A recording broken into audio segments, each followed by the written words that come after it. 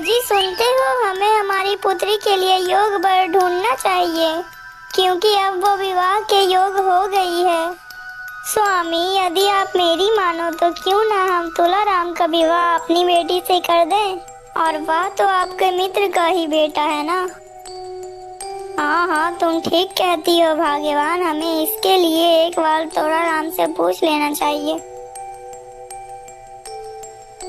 बेटा तुलाराम, हम भी तुम्हारे माता पिता के जैसे ही हैं, इसलिए हम तुमसे कुछ कहना चाहते हैं। अरे अरे, तो इसमें संकोच कैसा, बोलिए ना, आप मुझसे क्या कहना चाहते हैं। बेटा, मैं कह रहा था कि तुम मेरी बेटी रागिनी के साथ विवाह कर लो। मुझे तुमसे अच्छा वर कहाँ मिलेगा पुत्र। अरे वाह वाह, काम बन गया तुलाराम, काम बन गया। हाँ हाँ, क्यों नहीं, जैसी आपकी इच्छा। भला मैं आपके फैसले को कैसे ठुकरा सकता हूँ। इसके बाद सेठ ने एक शुभ मुहूर्त देखकर उन दोनों का विवाह कर दिया। अरे वाह वाह, इतना सारा खजाना तो मेरी मुट्ठी में ही आ गया है। अब मैं यहाँ क्यों रुकूं, यहाँ रुकने से कोई फायदा नहीं है। चलो कल सुबह ही यहाँ से सारा धन लेकर निकल जाता हूँ। पिताजी, अब मैं यहाँ से जाना चाहता हूँ अपने घर, और मुझे अपने घर जाने की अनुमति दें आप। सेठ खुशी खुशी उन दोनों को वहाँ से विदा कर देता है। वे दोनों चलते चलते एक घने जंगल से गुजरते हैं।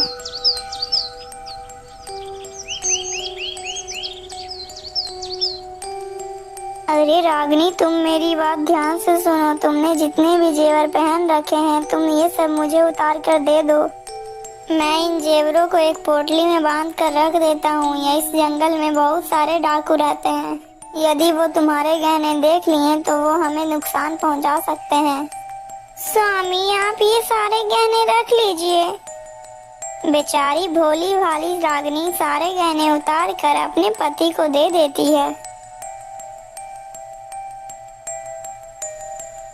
अच्छा, अब चलो रागिनी, इस कुएं के पास जाकर थोड़ा पानी पी लेते हैं, फिर आगे का सफर तय करेंगे।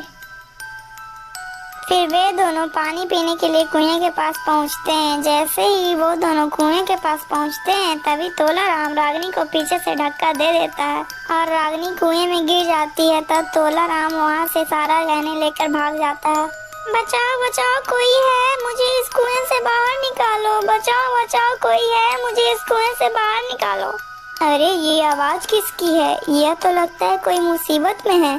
अरे यह आवाज तो लगता है कुएं से आ रही है। चलो चलकर देखता हूँ। अरे तुम कौन हो और तुम इस कुएं में कैसे गिर गई हो। मेरा नाम रागिनी है और मैं इस कुएं में गलती से गिर गई हूँ।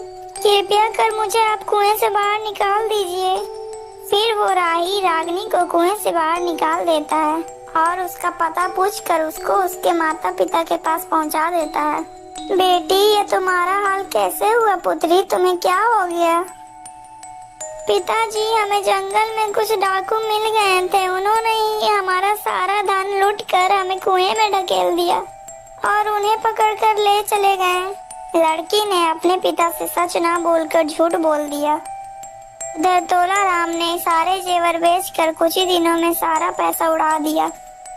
हाय हाय, अब तो वो सारे जेवर भी खत्म हो गए। अब मैं क्या करूं।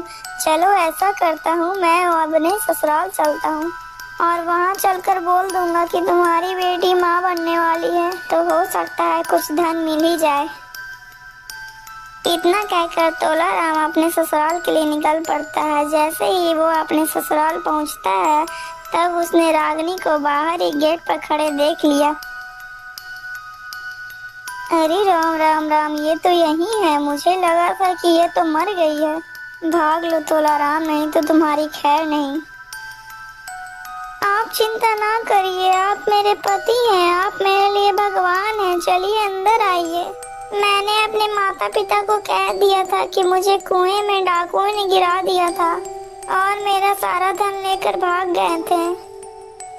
इतना सुनते ही तुलाराम अचंभित हो जाता है। रागिनी उसे सुधरने का दूसरा मौका दे रही थी, लेकिन वो तो दुष्ट और एक नंबर का खुदगर्ज व्यक्ति था। उसी रात उसने अपनी पत्नी को खटिये में बांध दिया था। अरे सुन, अब जल्दी से बता, तेरे बाप ने धन कहाँ पर छुपा कर रखा है? चुपचाप बता दे, वरना मैं तुम्हें मार दूंगा। धन तो यहाँ है जमाई राजा, वहाँ नहीं। इतना कहते ही सेठ ने उसके सर पर जोर से डंडा मारा और उसे पुलिस के हवाले कर दिया। तो सुनो राजा, उस बेचारी ने तो उसका बहुत साथ दिया, लेकिन वो आदमी हर कदम कदम पर उसे धोखा देता रहा। दोस्तों, इसीलिए कहा गया है हमें कभी बेईमान नहीं बनना चाहिए, हमें सिर्फ ईमानदारी ही करनी चाहिए। दोस्तों, आपको इस कहानी से क्या शिक्षा मिली कमेंट में जरूर बताइएगा। और हाँ दोस्तों, इस वीडियो का पार्ट 1 और पार्ट 2 हमारे चैनल में है, आकर जरूर देखिएगा। और हाँ दोस्तों, अगर आपको ये वीडियो अच्छी लगी तो प्लीज़ वीडियो को लाइक करके चैनल को सब्सक्राइब कर दीजिएगा।